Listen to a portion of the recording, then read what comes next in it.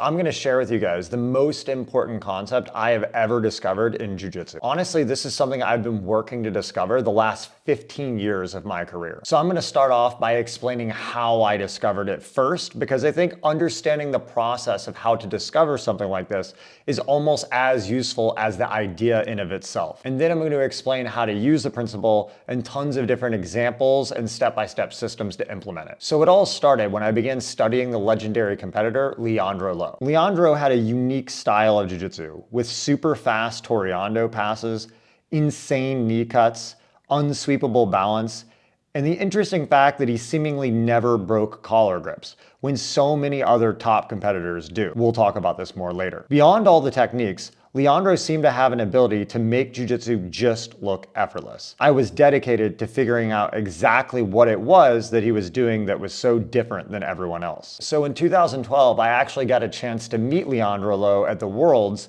and ask him directly if he had any major secrets to what he was doing. And to my surprise, he told me I just need to do more dips. And while I was suspicious, this led me to start working on calisthenic training, which is something that has been immensely useful in my career all the way to this day. But that being said, I was always suspicious that there was more to his jiu-jitsu than just the dips. Oftentimes you have competitors who are incredibly intuitive and can do amazing things, but sometimes they don't exactly know the unique thing that they're doing because it's so natural for them. Now, solving what Leandro was doing is such a difficult problem because you couldn't exactly define what it was. I started originally by working on the techniques he did, like the toreandos, the knee cuts, how he would position himself in common guards, and I had a ton of success with this. But every time I thought I had solved the problem, a new variable would come up. Someone would do some pattern I had never experienced before, and then I'd have to rebuild my entire structures, constantly adapting for new problems. However, when I would watch Leandro fight, even if he was in a position that was completely new and just invented, he always seemed to make really good choices in those positions and get out of them or past them seemingly effortlessly. So I started thinking a lot more about how I was approaching this problem. Often in situations, there'll be so many variables, you can't map out all the problems. So you need big principles that you can rely on to make quick decisions in positions that are too complicated to be able to map out completely. So if there is this big principle, this holy grail idea that connects everything together and makes everything just make sense, how do we go about discovering something like that? Something I have found incredibly useful in my career is borrowing from multiple different disciplines to learn. A lot of times we think we have to learn just from our own discipline or maybe something similar like wrestling or judo, but oftentimes completely unrelated fields can be very useful in solving problems. So borrow great ideas from any field. Charlie Munger is one of the greatest investors of all time, but he's also a really great thinker on a lot of different problems. And Charlie had this great idea he called the rule of inversion. When you're dealing with really complicated problems, sometimes the easiest way to go forward is figure out what not to do rather than focusing on what to do. Because by process of elimination, it eliminates so many other problems. So after years off and on working on this, I almost completely just gave up on trying to find this unifying theory. But earlier this year, I was just training one day, rolling with a particularly explosive opponent in my gym. And I kind of noticed that it was much easier for me to rest and control the pace when I was on bottom, because I can always tie the person up and in general kind of rest. But when I was on top, it was much more difficult to do. Even if I could pass someone pretty easily, pass them 20 times in a row, I would often get really tired because I couldn't control the pace of the match, which made me kind of think about the distinction between being able to pass the guard versus being able to stably stay in control on top, which is a slightly different mindset. So using Charlie's rule of inversion, I started thinking about this problem a lot. I kept asking myself, when do you get tired? Or what happens in a match that makes you tired? And I kind of realized if I'm rolling with someone, the time I get most tired, regardless of their skill level, is if someone gets a good collar grip and just starts ripping on my posture all the time. Even if they have no idea what they're doing, if someone just keeps ripping on your posture with a strong collar grip, it's brutal. And once your neck rounds, it's like you have to consistently do a heavy deadlift trying to get it back. So you keep losing your balance, you keep getting thrashed about. It even starts opening up submissions and attacks against you. And it's just incredibly exhausting to be stuck in. So the next time I went into the gym, I went in with a completely different mindset. Instead of focusing on passing, I tried to focus purely on the idea of I'm never gonna let my upper neck and spine round. Even if I don't pass, just don't let that compromise. And I want to make a distinction here that's really important. A lot of people think of posture as your head pointed upward, but the distinction I want to make here is that the true goal is not keeping our head pointed upward. It's maintaining the extension of our spine, particularly in our thoracic spine and your upper neck. If you never let that unlock, even if your opponent has your collar or you are parallel to the floor, they can't really make you fatigue, and you are mechanically really strong. And the number one thing to do that was to never compromise that round in my thoracic spine. One of the first things I noticed was how much over chasing passes was compromising the mechanical strength of my position with both the thoracic spine and my balance. So by going against my intuition and not chasing the pass and just focusing on the good positioning, I actually started to discover much more efficient passes or made small tweaks to passes that I already do, but intuitively they just worked so much better. So this made me realize that a lot of people, when they're on top, they're trying to pass the guard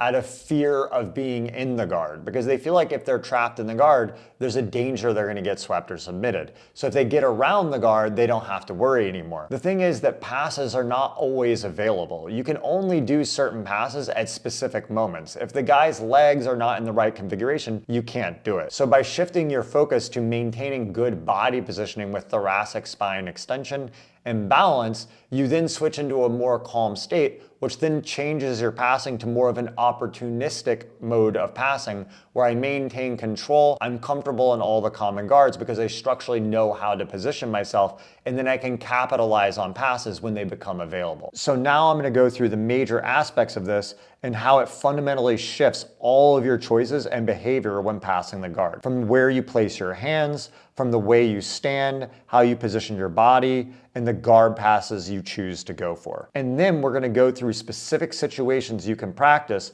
to use this in all of the common guards and how to chain it into a powerful new philosophy of passing. So the first major aspect is, in my opinion, the biggest difference between gi and no gi, which is the effects of the collar grip. In the gi, our opponent has a locked attachment in our collar grip that allows them to lock in and consistently rip down on our spine, rounding our spine, breaking our balance, and setting up attacks. So the most natural way to deal with this would be to just break the collar grip and stay highly postured up, because if our opponent can't control our collar, they can't break our posture. However, the problem is to ever actually attack our opponent, we have to eventually be able to grab them. And if we're super high postured up, it's very difficult to get close enough to actually start becoming aggressive. In addition, if we posture too high, then we often give access to our legs, allowing our opponent to attack our balance, threaten going for back takes, and attack leg locks and other leg entanglements. And this leads into the other major concern for the top player, which is balance. Anytime our opponent cannot break our posture, they will often have to attack balance. This is a common relationship you'll see in a lot of different aspects of grappling. Not only understanding this from the top and bottom perspective of jiu-jitsu, but even understanding takedowns. If I can snap my opponent's posture down, I can bring them down to the floor and attack them. If they posture really hard out of it, this often exposes opportunities for double legs and judo throws backwards. So now we're going to talk about, in my opinion, what is the most genius aspect of this concept, which is learning how to protect the extension of your spine while still engaging into the guard. And there's a lot of different aspects of this. So we're going to start off by looking at the importance of arm positioning and counter framing to protect the extension of your spine. So the idea here is I want to keep this expansion of my chest by kind of pulling my shoulder blades back like this. If he grabs my cross collar, he can start pulling and that rounds my spine. A lot of people have a habit when they approach of kind of going in like this, and this kind of naturally rounds. It makes that collar pull a lot easier. As he grabs this, if I have this collar, as he pulls, I can expand my chest and he pulls, and that creates a strong counter frame. So the purpose of this lapel, normally we think about it for all these passes and stuff, but really on a broad level, it's to maintain the extension of my spine with a strong counter frame.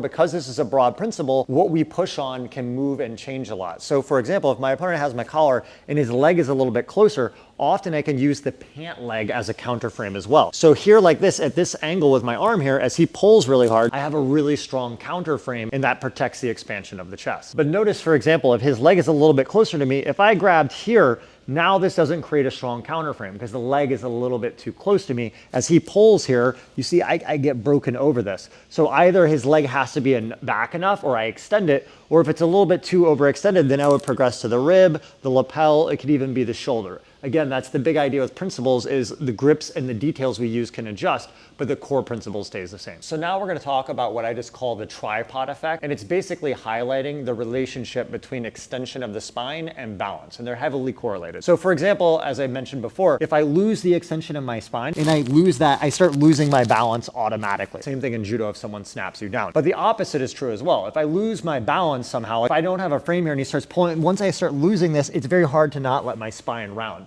So we have to be managing both of those at the same time.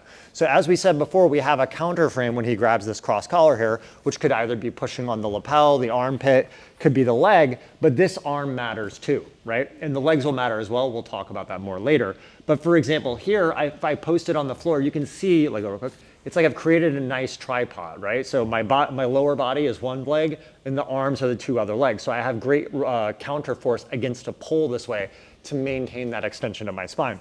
But again, that's a moving goalpost. So right here, the floor could be okay. Historically, you would see Leandro Lo use the hand on the floor a lot, but also depending on where I'm at, like say the leg, this angle here is now really nice, right? It could be like the lapel and the ankle here, right? So now you pull really hard and I'm always maintaining that, right? So this is a common theme we're gonna see throughout when we're fighting is we're always trying to maintain that good tripod and it allows us to set stuff up. Also, I quickly wanted to mention that I'm shifting the direction of this channel to focus more on 1 or 2 big videos a month. This allows me to save and focus more energy on the big ideas with higher production quality. But if you guys want more frequent mat focused content, I have a second channel where I upload more videos from my classes and seminars I teach. If you guys are interested in those, I'll leave the links in the description of the video. And as always, if you're enjoying this content, the best way to help support the channel is like and leave a comment. So often when we're passing, we want to stand up because we can be mobile and quick and attack different directions. But the big problem when you're standing is that if he gets my collar, because I'm so high, a little bit of pull automatically creates this round of the spine and makes it really hard. So if we ever lose that, or we just don't want to let it up in the first place, one of the major ways to fight against this is lowering our elevation. You see, I was rounded when I was up, but now by dropping my level, just like the power clean, it's easier to maintain this. And at this level, now these counter frames, so when he pulls really hard, become really strong. And again, we could switch up lapel, but getting lower is one way to make that easier. Another idea here is whenever I'm in this combat-based position, which is a great transition between being low and going back to standing, is I like to open my knee a lot like this. This creates a strong balanced structure that I can build off, you know, hand floor post, leg post, lapel post, and start building from here. A lot of other people will also even go to both knees, especially big guys, because maybe they feel a little less mobile in that combat base. By going to both knees here, again, they're really low like this, so they can stay up heavy with the chest frame and move from here. Another one people will often do is the Mikey squat. For me personally, I don't like this as much because I like to be standing a little bit more mobile, but when you're here, again, you have a strong structure. The De La Riva hook is hard to get and things like that. One other thing I wanted to mention is when I do the combat base, of course, my opponent could grab my ankle here,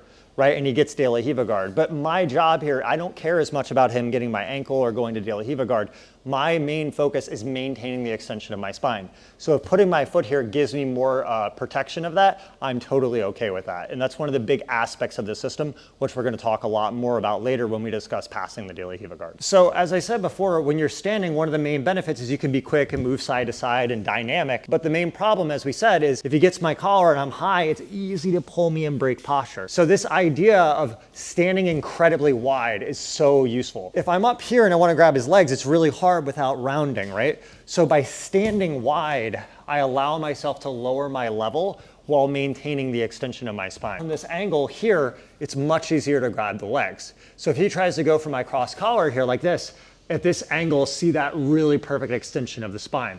And as we said before, my passes become more opportunistic. So if this leg is a little more open, maybe I come in and go for a knee cut here. If I feel his feet are on my bicep, maybe I can go in for a Toreando. If I'm here like this and the foot's in the bicep, maybe I can pull it, drop in for a cut. If his feet go really high, notice how this stack just becomes an extension of the same tripod and I can work my way up. So we start building off of this wide leg stance to set up different passes. So the other major aspect of getting good tripods here is my footwork, right? So as I said, the footwork can matter a lot, wide leg stance for getting lower, dropping to one knee up, but also it changes where good frames are. So for example, if I was here standing kind of close, you see I have this pant leg, but I'm kind of close to the frame, right? I could collapse over it if he pulls on the collar, for example, like this, right?